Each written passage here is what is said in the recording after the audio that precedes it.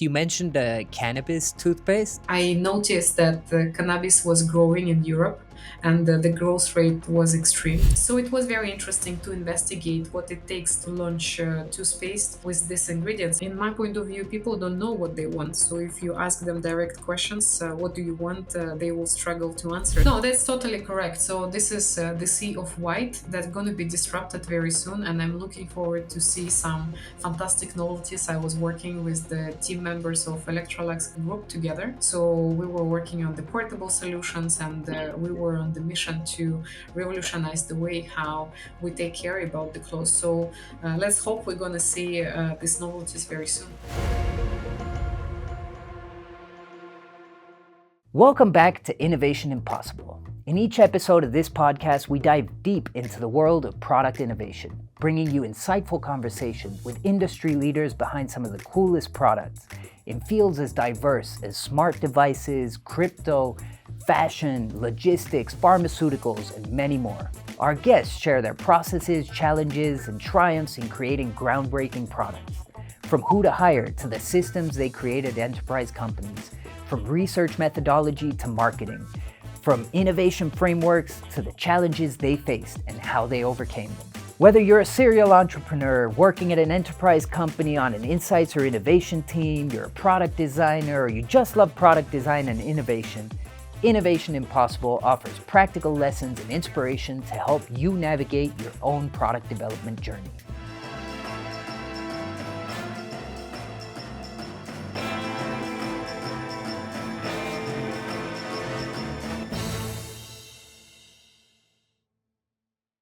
Today on Innovation Impossible, I'm thrilled to welcome Dr. Liubov Ruchinskaya, a global leader in insights-driven innovation who spent over 22 years leading insights teams across 6 geographies at Colgate-Palmolive, Electrolux, and more. Now, Liubov is the head of strategy, analytics, and consumer planning for the global drinks brand Diageo, where she brings a rare blend of deep analytical expertise and hands-on leadership. In 2024, building on her global experience and vast network, Lyubov launched Insights Lighthouse, a fast growing community of client side insights leaders shaping best practices for the AI and data driven era. And it was at an Insights Lighthouse event earlier this year that I had the pleasure of meeting and talking to Lyubov, and I'm so glad we have the chance to talk again. Lyubov, welcome to Innovation Impossible. Thank you for having me. Such an incredible introduction. Now I'm scared of your next questions. For the rare few who don't know you already, over the last 20 years, you've built a career in insights and strategy with brands like the research giant Kantar, Colgate-Palmolive, Electrolux, and now Diageo. From research and marketing data to product development and innovation, building insights functions, and developing now global strategy. Can you share an overview of your last 20 years in the industry, where you started, how you ended up where you are today, and what's a common thread that ties it all together?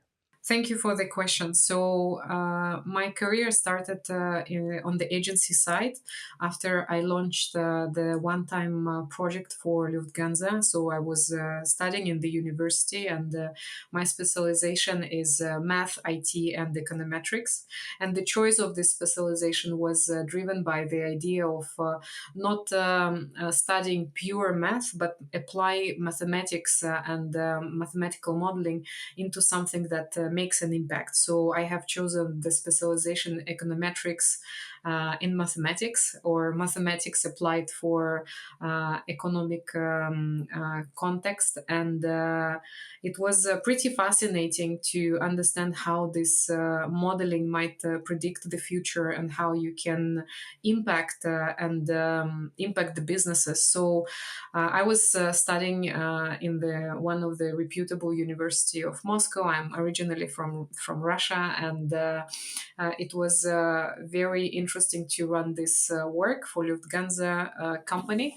So we were trying to define the best routes for them to launch the most successful connections with Europe, and we were trying to also run interviews with the respondents in the airports and collect this information and to prepare a business case for them.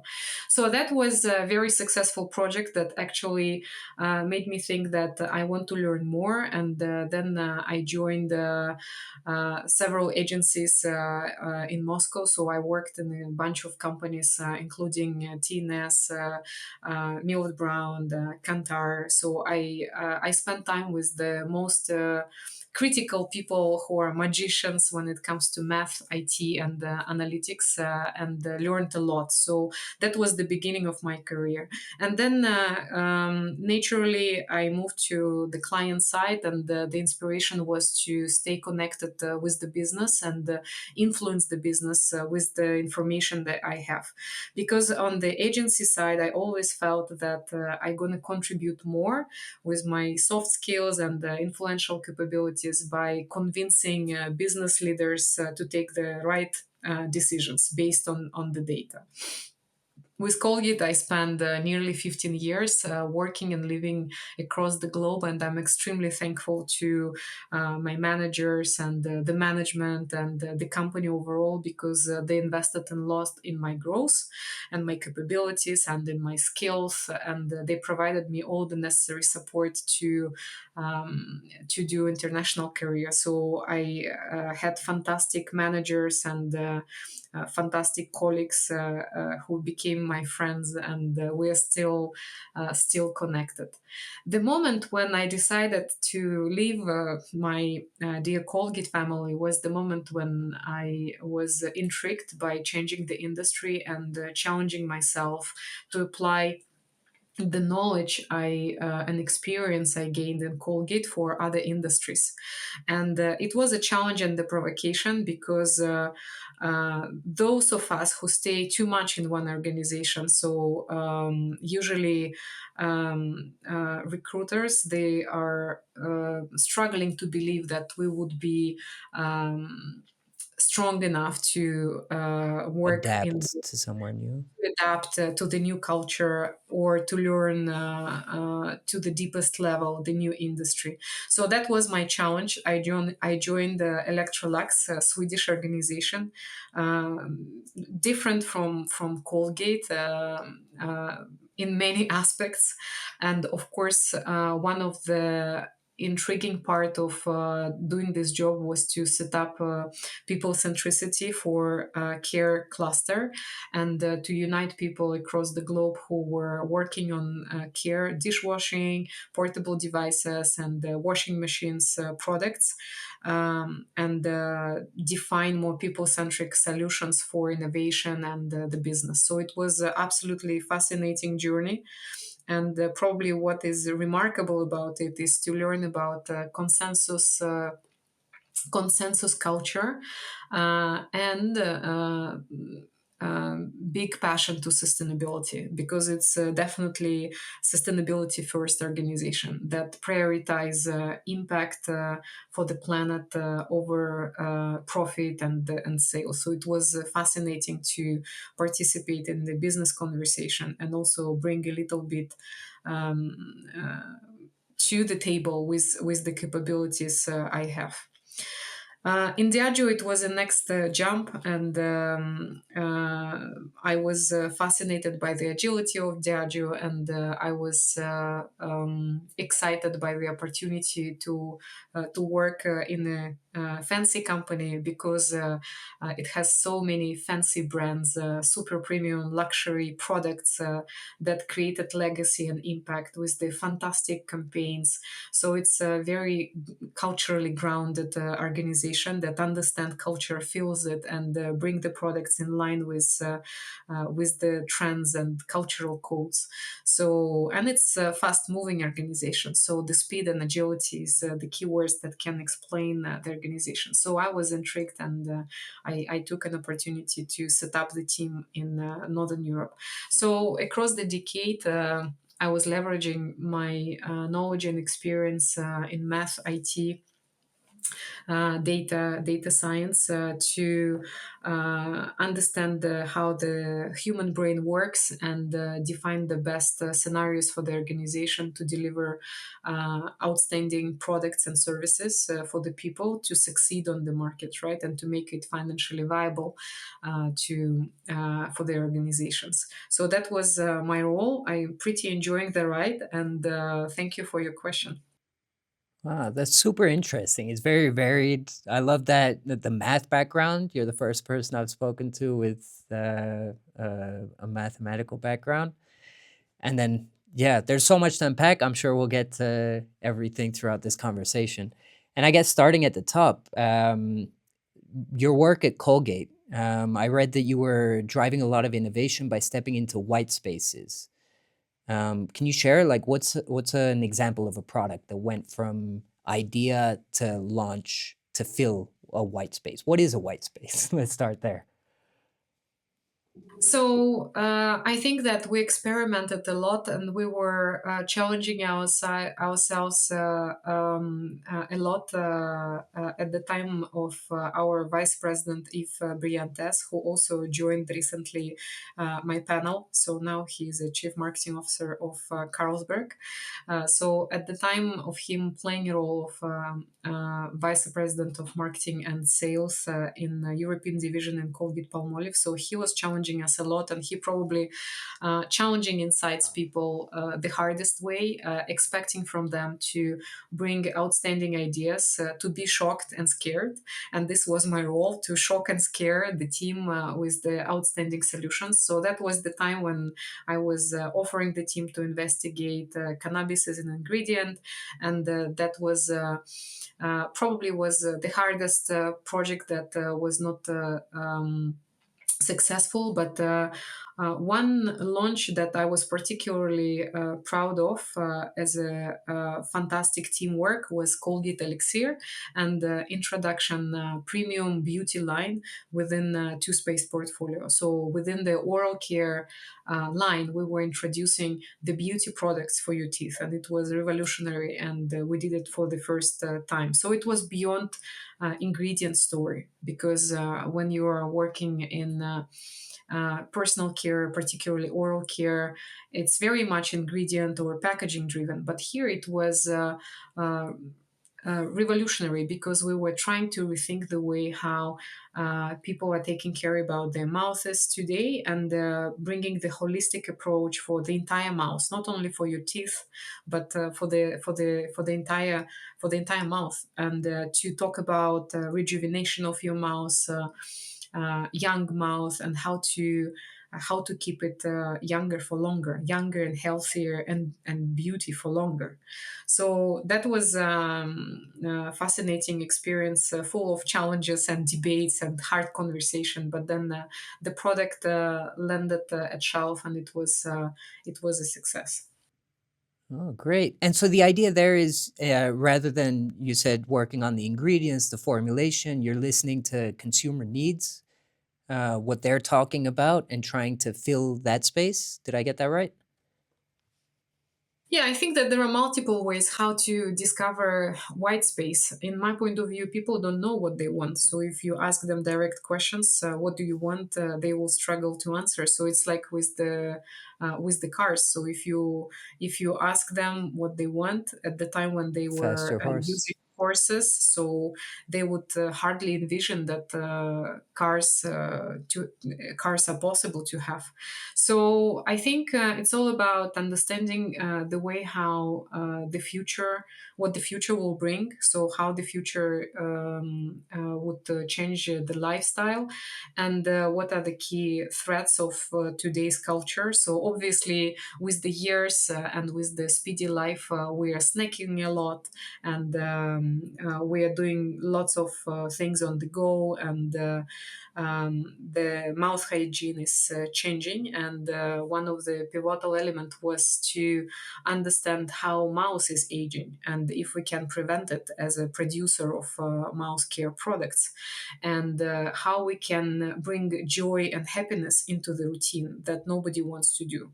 So it's a chore. So how are we gonna revert the concept and to provide with the product that everyone would be excited and looking forward to have and use, because beauty routine, it's full of excitement, colors, lots of premium products. But when it comes to oral care products, uh, 8 10 years ago, it was pretty boring. So the same colors, the same products, ingredient driven, not even packaging driven. And then at some point, the new brands start appearing on the market, like Hello brand, fantastic brand, and some others, like talking about the flavors, experiences. So we were trying to stay functional and to deliver on the mission, and to be scientific based, like with the fantastic formulas that really acts on the problems that people have. And we decided to address this life longevity, one of the problem, and to define the to be excited by the beauty products, and to bring fantastic packaging design and technological solutions that will allow to squeeze the entire product from the tube, as another problem, because there are lots of yeah, so it's not possible, right, to squeeze the product from the regular Hmm. tube. So we were addressing that one, as well as Did you brought fix it? yeah, definitely. So we brought the special technology that allows to squeeze everything until the last drop, and we put together the fascinating formulations, being excited by beauty care products, and start talking about health and longevity, and bring oral care routine to the next level. So that was a fascinating experience, working with people from around the globe, and working with the designers, and with different experts, and trying to land on one solution. And it was very much people first product, because we were trying to put people in the center in.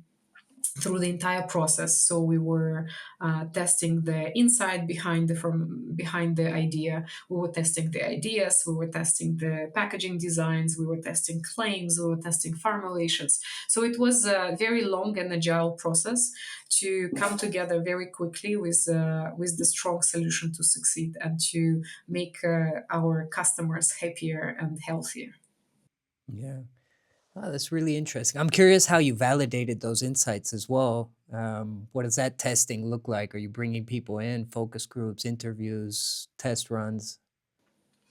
Oh, I frankly speaking hate when people of our profession, they start talking about methodologies. So I believe that we should start more talking about the impact, and predict the results, taking into the consideration several elements, not necessarily the results of the survey, but looking at the synthesis of different factors, like to what extent it fits to the portfolio, to what extent it fits to the brand, to what extent it's viable in terms of P&L, so how successful and marginal this product would be to the portfolio, and then what people think about it. So it's just one of the elements, so it's not the crucial element, so it's just one of the elements that predicts the success. And then you need to have a very strong commercial sales team to drive this commitment. And we were also excited by Nespresso team, who are our neighbors in Switzerland, who were pushing really hard with the strong commitment for the capsules. And now look, everyone is using capsules coffee. Hmm. So you need to have a very strong idea, but at the same time, you need to be very strong at all aspects of the commercialization process. Very strong sales and commercial team, and strongly believing in what you are doing, and be aligned as an organization. Yeah, that makes sense. There was something you mentioned about the toothpaste, it kind of being this like boring thing that people don't really want to do, and you kind of have to make it exciting and interesting. It reminds me ages ago, I just remembered this. There was a story about when they invented toothpaste for the first time, and it worked. It cleaned people's teeth, but um, it didn't feel clean. Like there wasn't anything experiential about it. They just brushed their teeth, spit it out, and it would just be their regular teeth. And then they came up with the film that kind of stays on your teeth after brushing them. It was some like chemical in it that left this feeling of smoothness on your teeth. That's not actually cleaning your teeth. That's a like added effect.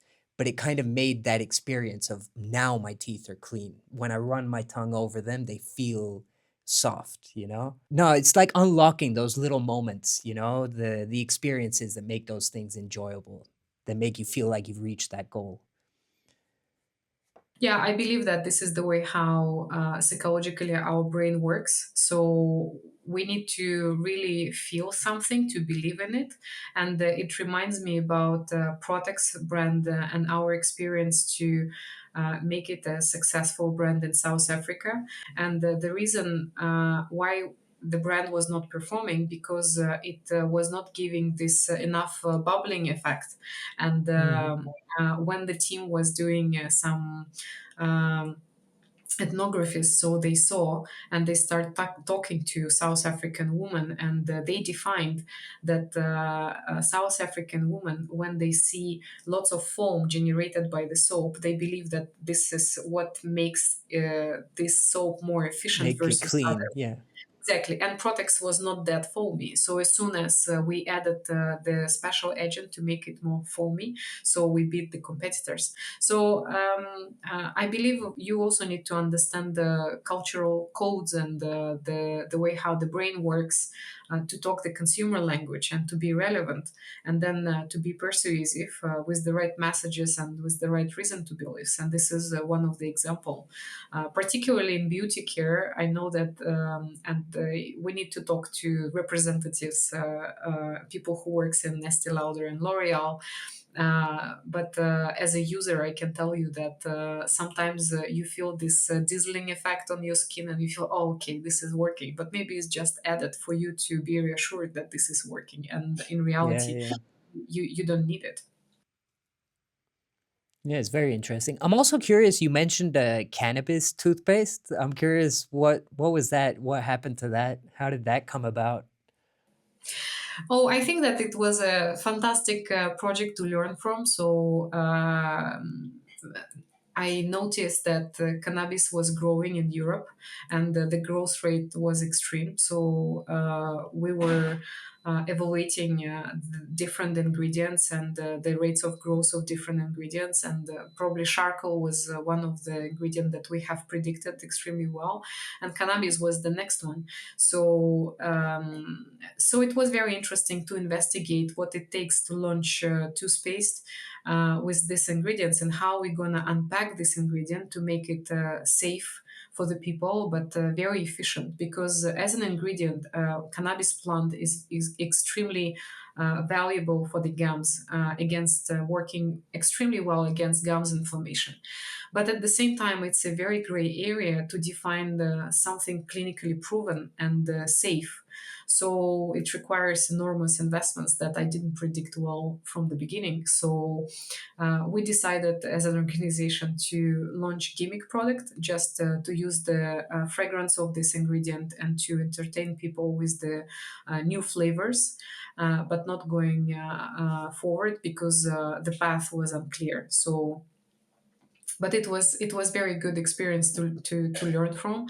And after it, we launched as a team Colgate Elixir. That was a successful launch. Okay, very interesting. Yeah, I guess it's not only about the insights and the cultural moments, but also about what you can develop internally and all the processes and tests. I'd be curious. I feel like that could make a comeback at some point. When was that? Maybe 2012? Oh, I think it was 2019. So it was just before 2019. Okay. the pandemic. Okay. Oh, that's a great segue into the next thing I wanted to ask you. So you were at Colgate when COVID struck, no? Correct. Yeah. And like how did that look like at Colgate? I mean, in retrospect, it's very easy for us to look back and see what changed, even understand why it changed. But at the time, it must have been a pretty unpredictable 1 to 6 months. You don't really know, like, are these insights I'm gathering, do they have a long shelf life? Does it just apply for this period? How did that look like? Were you developing products for that time, or were you still looking at the long-term strategy?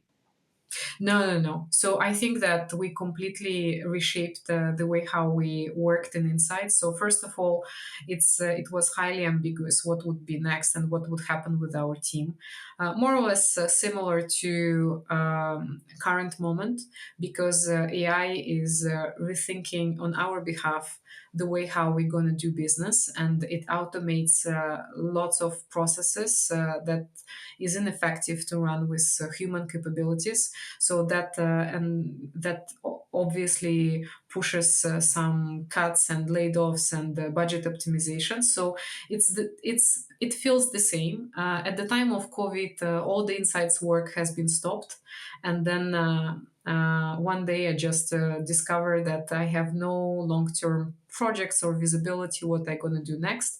But I was very humble and proactive to finding opportunities where my expertise might be valuable. So I was given an opportunity to run the team of marketing managers and brand managers and create short-term strategy how to innovate at the time of COVID.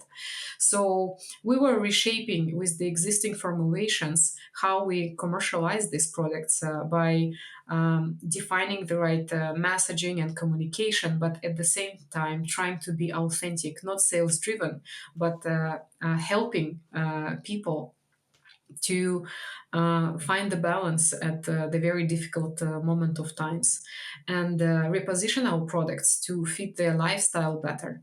So it was the time when we start reinforcing the formulation of Colgate Total against bacteria, and it was historically antibacterial toothpaste, but it was an opportunity to investigate to what extent it might protect from viruses. And we run clinical, and we proved that actually toothpaste is very efficient in this direction, and we helped people to feel better at the time of ambiguity, to interact with other humans. So Colgate is the brand that had a mission to give hopes and happy lives, right? So it was in line with the mission of the brand. And then we were doing lots of interesting jobs with the home care products and personal care products, adjusting the formulations, the packaging, and trying to commercialize the products that fits the realities. So it was very fast paced, energetic time with the big team who was working against the mission to offer the right range of products that fits the realities of pretty ambiguous time for everyone. Yeah, wow. Are there any lessons that you picked up from that experience that you think might apply to future inflection point or similar crises? Yeah, I think that number one is to stay flexible, because you should not advocate for your expertise to be applied in a conventional way, and to be open to be challenged and to work in the fast changing environments, and to do the best that fits the current moment. So to stay flexible, that would be number one. Number two is to be Number two is to be agile, like to move fast and adapt very quickly. And number three, to be ready to fail fast. So not to fall in love with the idea, but to fall in love with the problem, trying to address the problem, not pushing too hard for the ideas you have, but being obsessed with the problem that you have and trying to solve it. Yeah, I like that. It's kind of the agile mentality from software development that seems to be seeping its way into innovation and product development in general. And that's a nice little transition into your next position over at Electrolux, where you established this new insights function for dishwashers and washing machines. We had a previous guest who came from the engineering side. He was working on the R&D innovation, and you kind of transformed Electrolux into this people-focused organization. I feel like that must have been a big change both for the company and for yourself. It must have been an amazing personal success to drive that change within this company. And I'm curious, when a brand has been innovating successfully for so long in a certain way, they've been kind of engineering driven. This is the next technological achievement. Okay, let's try to build it into a washing machine. How do you drive that shift to consumer centricity or whatever it is? How do you push the brand to change? So I think first of all, so the Insights team, they were existing before I joined, but they were existing in the four different verticals. So the company operates as a four geographical clusters, and then with my presence, we were trying to operate as a one global team and define the global priorities. And one of my projects that I was particularly proud of was to define investments prioritization out of millions of ideas that were in pipeline of R&D. So R&D was particularly strong to think about outstanding solutions, how to revolutionize the experience of people, experience of washing. And there were so many ideas, and it was very hard to prioritize. So before I joined, it was prioritized based upon voting of the top management team. And when I joined, I was trying to bring math and some other KPIs and to set up the more independent solution that suggests what is the best project to invest and what would be the calculated risks and the revenue and the profit out of it, and to bring this into the conversation on top to the opinions, on top to the beliefs, on top to the passion. So it was extremely fascinating to influence the organization that was historically driven by R&D, but at certain level it was required to bring this data centricity and people centricity at the time when it's very hard to invent something completely unique, right? So most of the organization at the industry now provides more or less the same solutions, but the way how they packaged it reflects their successes. So the idea was to help the organization to package their solution in a better way by leveraging the relevant stories, the relevant visuals, and to humanize the products by leveraging the emotions in the campaigns. So that was fascinating experience to humanize the brand. And obviously, it's a fantastic brand, very much focused on the impact for the planet, being sustainable first, and then only efficient. So the company has a absolutely outstanding mission, and it follows it very clearly at everything they do. Yeah. I think that's one of those niches as well, no? It's like where sustainability is really brought to the forefront because I don't know, and I might be totally wrong here, but I was shopping for washing machines and dishwashers this weekend for our new house, and they all essentially feel look the same. They all have the similar functions. This problem as a problem for consumers has been solved. Now the problem I feel lies more in the problem for the earth, say saving water, saving energy, where these aren't things that necessarily affect the consumer, but you don't want to harm them either. So diminish the water usage, but your clothes come out dirty. No, that won't work, so you're trying to engineer a solution that has the same experience for the consumer while also being better for the planet. Is that right? No, that's totally correct. So this is the sea of white that's going to be disrupted very soon, and I'm looking forward to see some fantastic novelties. I was working with the team members of Electrolux group together, so we were working on the portable solutions, and we were on the mission to revolutionize the way how we take care about the clothes. So let's hope we're going to see these novelties very soon. This episode is brought to you by prelaunch.com, the consumer and product validation platform. Why trust your innovation to market research dinosaurs who still rely on professional panelists to gather insights that you'll probably never use? When you pay your respondents to participate, their only incentive is to get through it fast and get paid. This practice has led to the growth of professional respondents, low-quality responses, and even bots. Instead, on prelaunch.com, your future customers pay you before sharing their insights. Regular users discover your product via ads while browsing the internet, and if they actually want to buy it, they can place a small deposit to reserve it. This confirmation of purchase intent changes everything. Now, instead of straight lining through the answers in order to get paid, they're actually invested in your product development process. Their only goal is to co-create a better product for themselves. Prelaunch.com lets you test everything from pricing to product features, business models, audiences, messaging, positioning, and everything in between.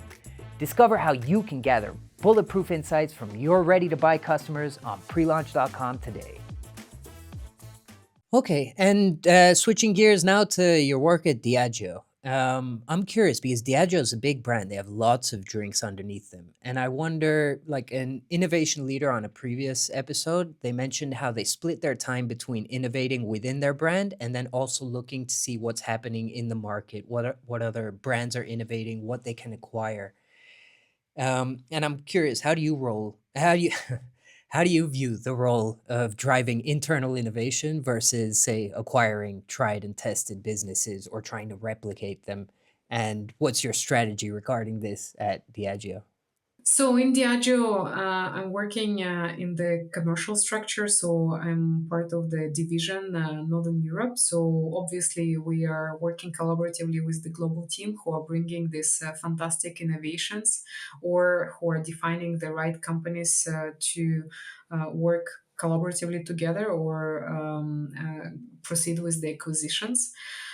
So my role and the role of my group is to define right strategies to lend these outstanding ideas to the market, and to make them relevant to the different cultures. And our division is very diverse, so it includes 11 different countries with the different histories, and with the different values and habits.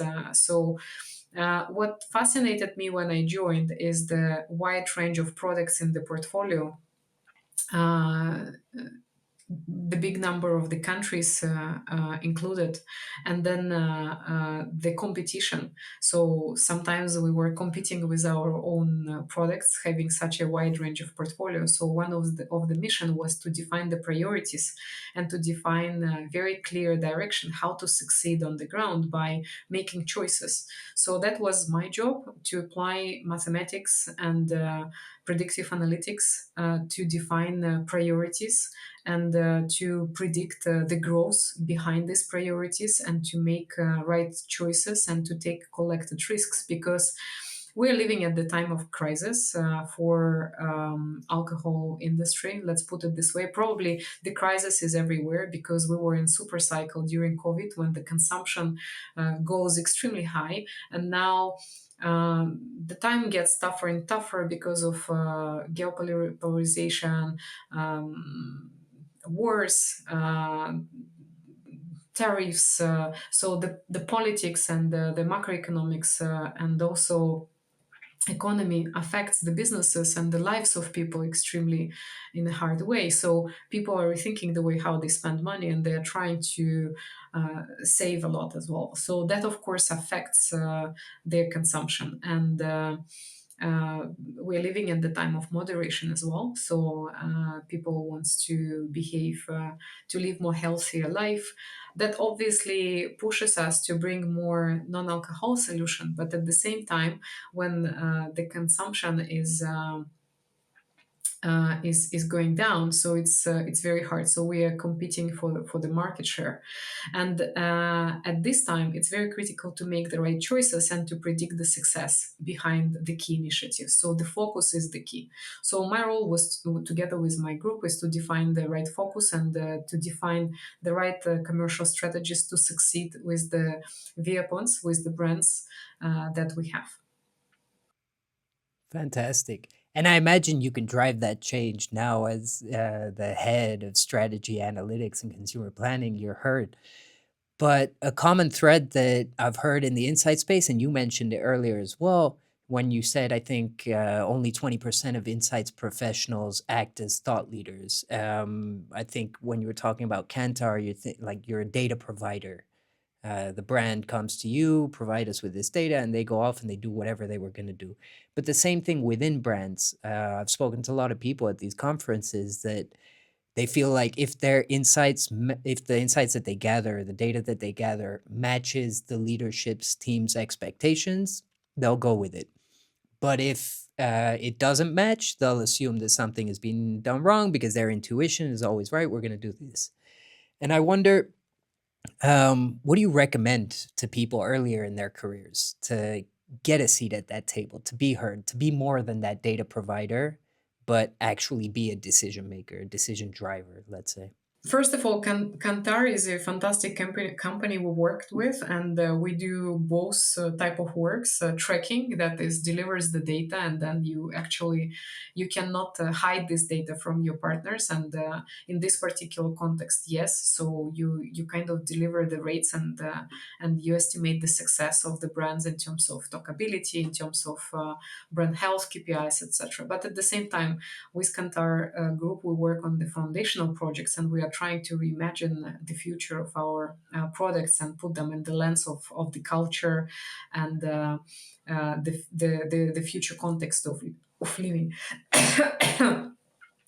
So the type of work is varied, but you're right that sometimes when we particularly own lots of tracking or lots of data, so it might end up that in the hassle of the delivering this data and thinking about the automation, accuracy, order, the particular short list of KPIs, you might lose yourself in the context and be considered as a data provider and not be invited to the broader forums to discuss how to act on this data. So that's very challenging and the weak part of insights industry historically, and it depends on the maturity of insights or insights departments in the organization.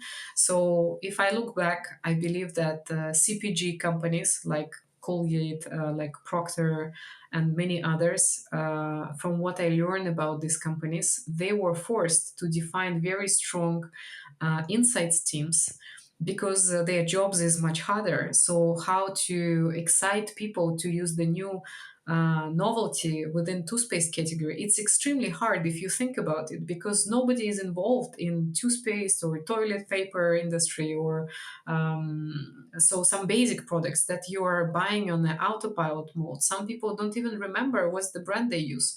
So, and to really revolutionize and to bring excitement into these industries, you really need to crack um, and to understand how human brain works, and to use all the capacity to predict culture and to predict future and to be relevant. And of course, automatically, these companies historically had much more mature insights teams. And if you work in the organizations that operates not in the fast-moving goods industries, but let's say auto or alcohol business. So it's, in my point of view, it's a different narrative, right? So you design the auto based on the latest technological solutions. So your driving force is R&D department or design department, right?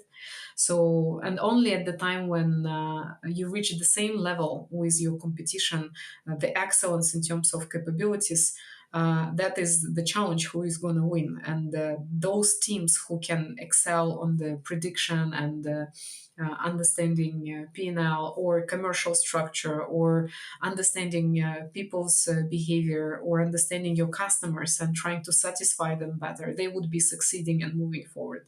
So uh, I believe that 10 years ago, insights becomes more popular and start appearing in the companies like Swarovski, like or retail.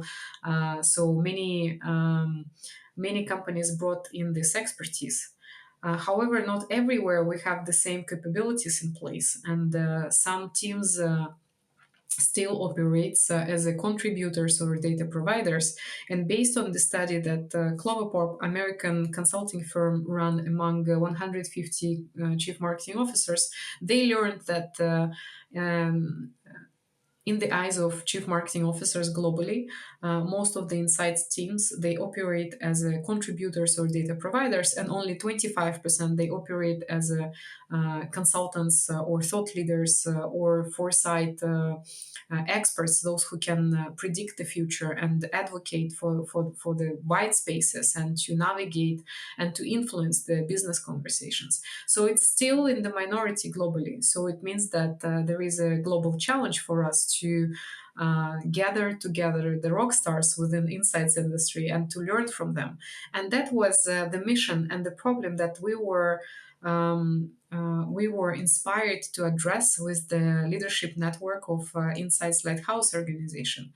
So we decided to brought in all the fantastic people who managed to excel in the capabilities of their teams and to bring people with analytics expertise together globally for the organization, like Steve Gans, Elaine Rodrigo, Tony Costello. I can keep calling the names of the fantastic experts working in the different organizations who managed to do that. And the idea was to brought them together and to start sharing knowledge and to learn from each other.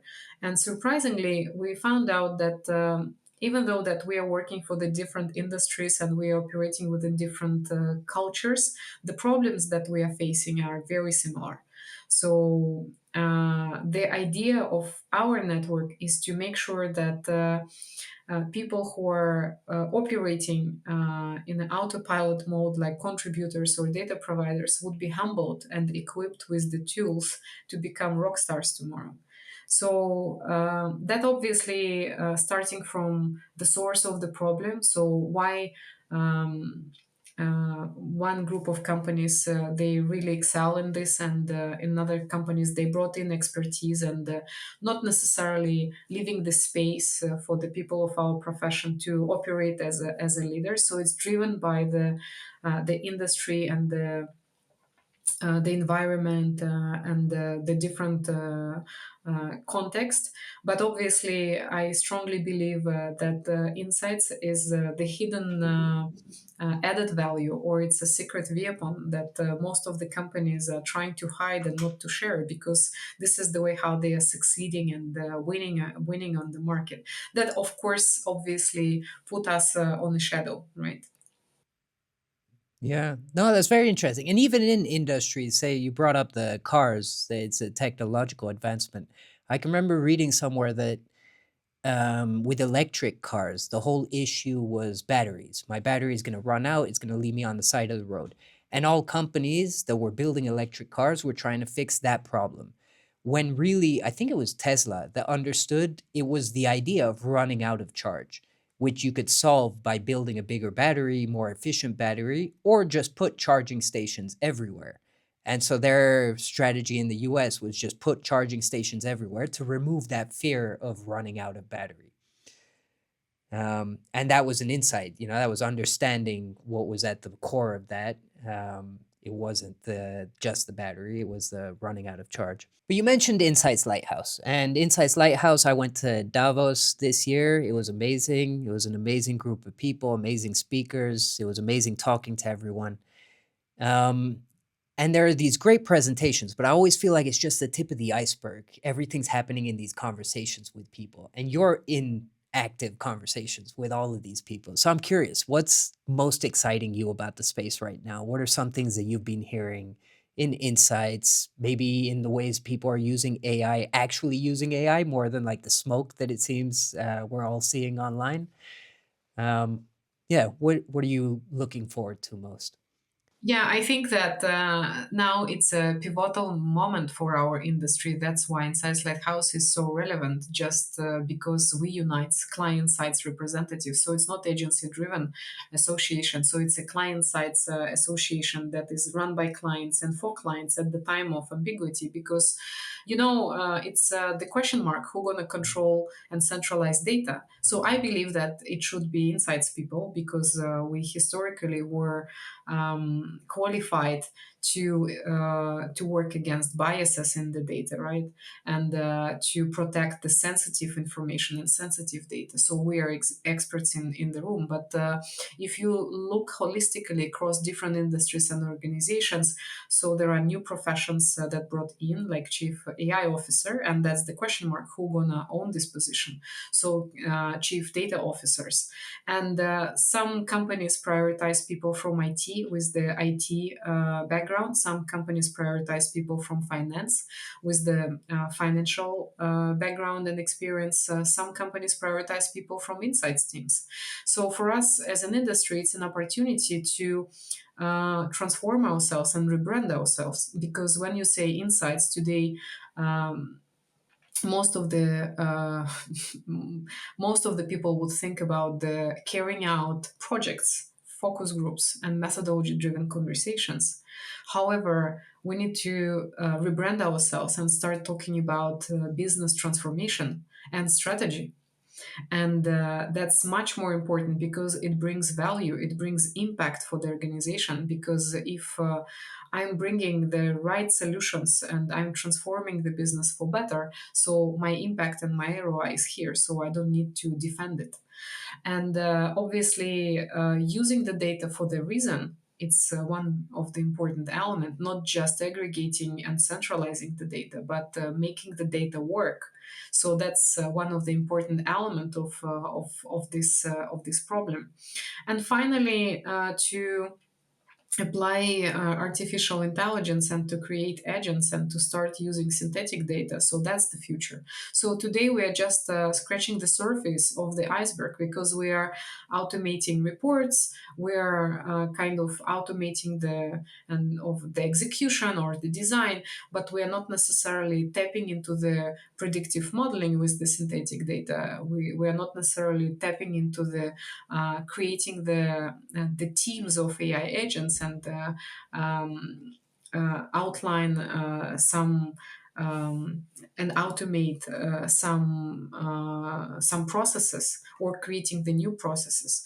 So it's a revolution. Let's see who gonna win in this cycle. But it's definitely fascinating to watch how different the leaders and organizations go through this process, particularly because it requires commitment and investment, and not decluttered investment, but centralized investment against understanding AI and making it safe for the organization. But this is the future. Yeah, AI is changing a lot of things, and I've seen it at all of these conferences. AI is like the big topic.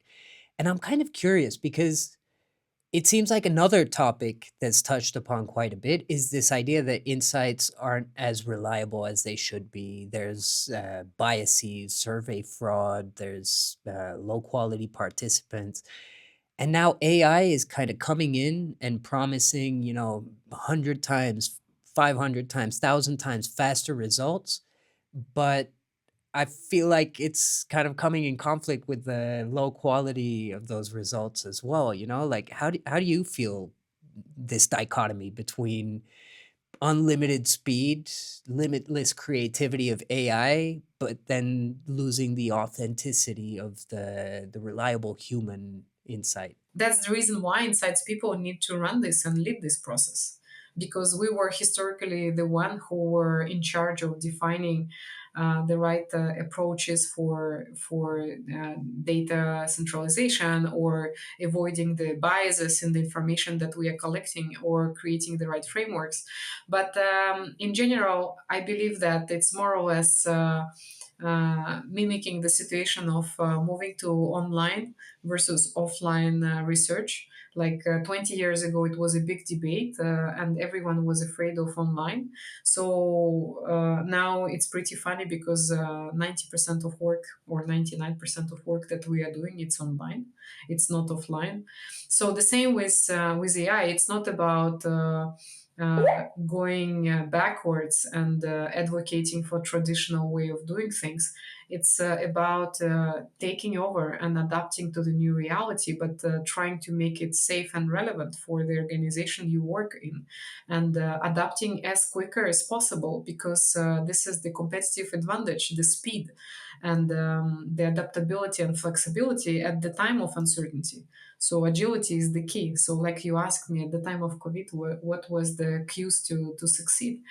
Um, Adaptability, agility, and the desire to fail fast. So here, I believe it's the same logic, but with the much more higher level of seriousness when it comes to the level of investments required to the space and the commitment, because everyone wants AI and everyone wants to be an expert in AI, but how many of us are dedicated hours to learn the space, to experiment, how much budget we allocate to this space, and because there are no clarity in terms of ROI, right? So, but the data transformation is the key direction to succeed, because if you centralize the massive amount of the information you have internally for the big organization, you already can think differently and predict the success in a different context. It's no longer opinion driven, it's very much data driven solutions. So, and that's definitely the future. Yeah, yeah. And I've heard of great ways that AI is being used by people at your Insights Lighthouse and elsewhere, from generating ideas based on all these customer complaints or the patents that they have, to just summarizing large data sets. Um, but shifting gears in this Insights Lighthouse topic, I kind of want to touch on this a little bit more, because I've been to one of your events and I'm looking forward to going to many more. And I kind of realized what a big name you are in this space. Flattery coming, get ready. Everyone who's anyone in the insight space seems to know you. And I get this feeling that it wasn't by chance. You've kind of thought about this, you've built this network. I've heard you speak about how important it is to build relationships and a network to survive in this space. So I'm curious, I'm not much of a networker. I go to these events, and so taking me as an example, I wonder if you could share some tips, for us going to these events. What's like a mindset shift I could experience to get more out of these events, to get more out of this network, out of this industry? So I think that we are talking about people centricity. So people centricity starts from human, and we are humans. So how can we be consumer centric if we are not team members centric? So the first thing is to be team member centric, right? And one of the key fundamental element of being a human is to be curious and to stay connected. So being humble and being curious and to learn from others how they are succeeding, and to be open to ask questions, because you can fight against your problems by yourself in isolation, and probably it might take longer versus going and asking help and creating your own board of directors. So if you think about your career as the CEO of your own organization, so if you're a CEO of your own brand and of your own organization, so you definitely need to have the board directors who are going to help you and support you to take the right life changing decisions. So doing everything by yourself is not definitely the winning scenario for me. So I was always humble to seek help and to get the opinions of others. And then obviously I'm the one who is responsible for my decisions, but it's definitely easier to get support from much more experienced people. So this drive to meet these people was one of the elements that creates opportunities to network and engage with great leaders, and to create this space that would be safe for everyone to come and share struggles and concerns, and collectively finding the solutions. So Insights Lighthouse is advocating for the growth of the entire industry. So it's no longer about me finding a better job and targeting existing professionals with the Was that jobs. what it was about to begin with? No, never. So that's what I'm trying to tell you. So it never been like this. So I believe that the growth comes from the outside of the space. Instead of targeting the existing positions, you might create these positions. And the Insights Lighthouse is on the mission to create more roles that everyone would be equipped with the fantastic place to succeed. So we are creating opportunities. So instead of qualifying people for these opportunities. And this is a different narrative and a different mindset and logic. Yeah, I like that, and it's something I felt. You had these super varied brands that should be competitors in any other space, but here everybody's friends, everybody's part of the same Insights family, and it's kind of a reason why I started this podcast as well, because I love talking to people in this space. This kind of one-on-one is much more up my alley than 50 people in a room, but still, it's this great space that you've built. And I'm curious, like, why 2024? What changed where you were like, I'm gonna launch this myself? Because I think I've heard you mention about how you shouldn't tie your success to the brand's launch's success, but kind of build your own success as an insights professional outside of the brand. And I'm curious, like, what happened? What was this shift that said, okay, actually, there is this space for Insights Lighthouse, and I'm gonna launch it? Oh, I think that the beautiful thing happens by coincidence, and I shared the story of the failure. So I was applying for Young Global Leader program in the World Economic Forum, and I was hoping to get the space in the team for. It was 2023, and I failed. But at the same time, I was humble enough to ask questions. So why I failed, why other leaders was prioritized, and they were giving me an opportunity to create my own space through the network. So I met right people, and they give me an opportunity. They gifted me the space, and they told me that. There is a space in the World Economic Forum in one of the hotel rooms. So if you want, you can bring people and you can talk about your passion. So I decided to bring insights people and to talk about people centricity, and then it gets viral. So what was the failure appeared to be the beginning of successful project. So the life is definitely unpredictable. That's fantastic. I'm so glad we had this amazing conversation. Before we leave, I have three rapid fire questions that I like to ask guests. If you had to predict, what will be the biggest challenge facing insights leaders over the next 5 years? Oh, my answer would be very blunt. I believe that we might not exist any longer. We might vanish if we don't take actions rapidly and advocate for our success and growth. And it starts from believing in ourselves and being prominent, being viral, and being opinionated, and being very much influential. Influential. And maybe not being afraid of change. So, say, like these new AI tools, don't shun them, dive in and try to make them work for you. Definitely, fearless is one of the element to stand out. So if you have fears, you will never stand out because you would question your own value. Okay. For the younger listeners, if you could go back to the start of your career, to your early career, what's one thing that you would have done differently?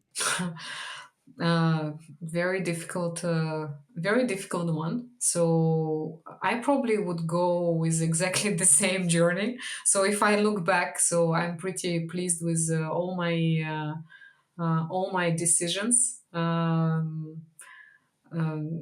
Maybe I would be more humble to make cross-continental moves. So I reject several moves in the past, and I could be regretful of losing the experiences of living and working in different cultures that potentially could enrich me more. So this is probably one thing that I would be more open to, but. Yeah, so my advice would be to just listen to your intuition and to take bold decisions and bold choices, and If fail, don't be upset about that, and just try to use lemons and to make a lemonade. So it's the only way to succeed. And probably in order to succeed, you need to fail so many times. So it's part of the process. So it's a journey. So And it's great that we're in this industry where failure is so common, both for like the launches, so it's okay that we can learn from those product failures, but also from our own failures and how we can grow as professionals. Okay, well, thank you so much, Lyubov. That was an amazing conversation. There's a lot to unpack here. I'm going to love editing it and sharing it with everyone. I'm sure they'll all love it. Thank you so much for joining us on Innovation Impossible. thank you for the company. It was very enlightening conversation, and have a nice day. Bye. Thank you. You too. Bye-bye. Thank you so much for joining us today for another Innovation Impossible story. I hope you enjoyed the insights and all the practical advice as much as I did. Please give us a like and subscribe wherever you listen to your podcast. We're just starting out, and like innovating, this feels impossible.